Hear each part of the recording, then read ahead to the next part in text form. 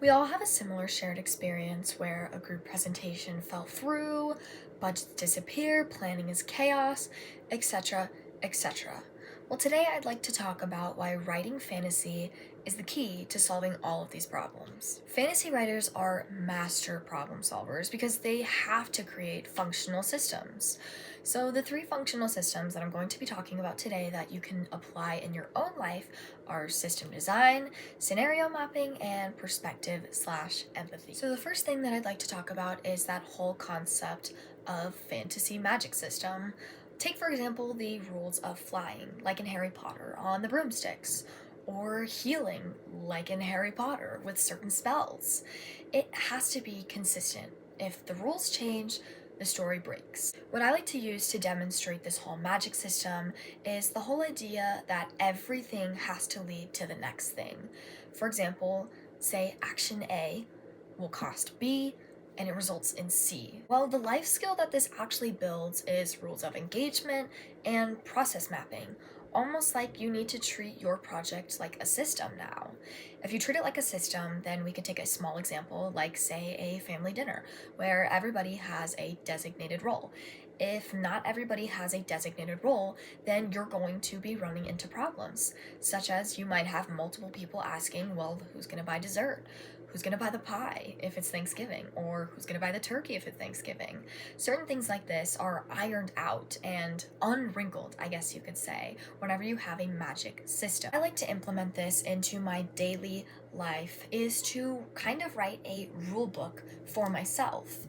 And this is something that I do in a lot of my stories that I write too, is I'll write out a set of rules that I know has to stay consistent and it has to align with each of the points that I want to hit in my actual story.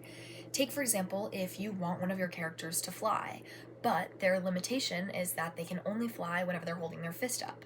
If all of a sudden they're holding their fist down and they're able to fly, consistency kind of goes out the window.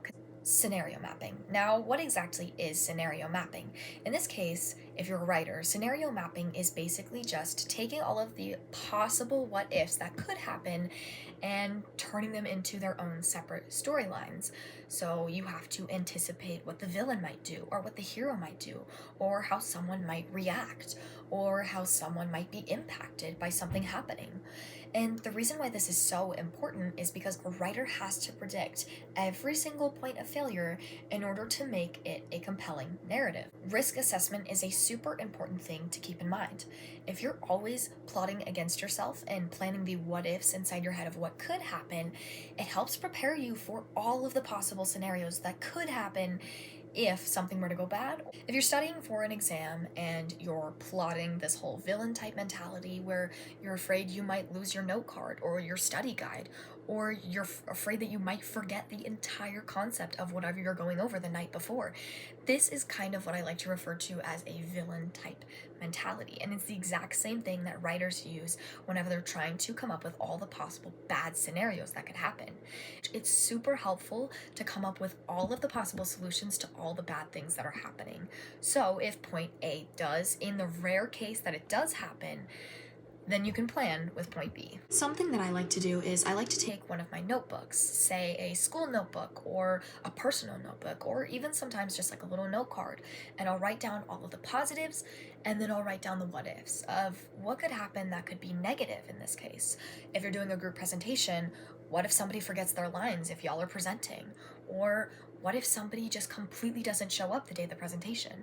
These are all things to think about, and if you think about them beforehand, typically you tend to be less stressed in real life. Now, the last and most crucial part, in my opinion, is empathy writing. And how exactly can you use these characters to create empathy in your own life? Well, as a writer myself, I understand that empathy is super important.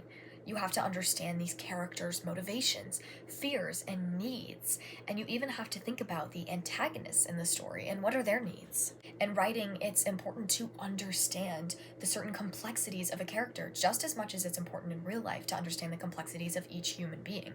The reason why it's so important to understand each of these human beings is, take, for example, someone in your group project hasn't been showing up or they've been late consistently. Instead of this negative, non-growth mindset, fixed mindset in this case, instead of that fixed mindset, think from a growth mindset. Think that they're not being lazy. Maybe they have something going on at home, or maybe they fear micromanagement from someone in your group. All of these are very plausible things that could possibly be happening. Something that I like to do in order to implement this into my own life is before you have another tough conversation, be that with a teammate, be that with a business partner, be that with someone that you're broadcasting with. That's kind of niche to me, but you know what I mean. Just take 60 seconds to write down a character sheet. Now, this might sound stupid at first glance, but I promise you, you're just seeking understanding for the other person. Fantasy is not necessarily an escape, it's just a tangible framework that is super structured in order for us to focus on these crucial issues in our own daily lives. Trust me, it is super important to understand that fantasy is just our own twist, an imaginary twist, on how exactly we can handle real world solutions and problems.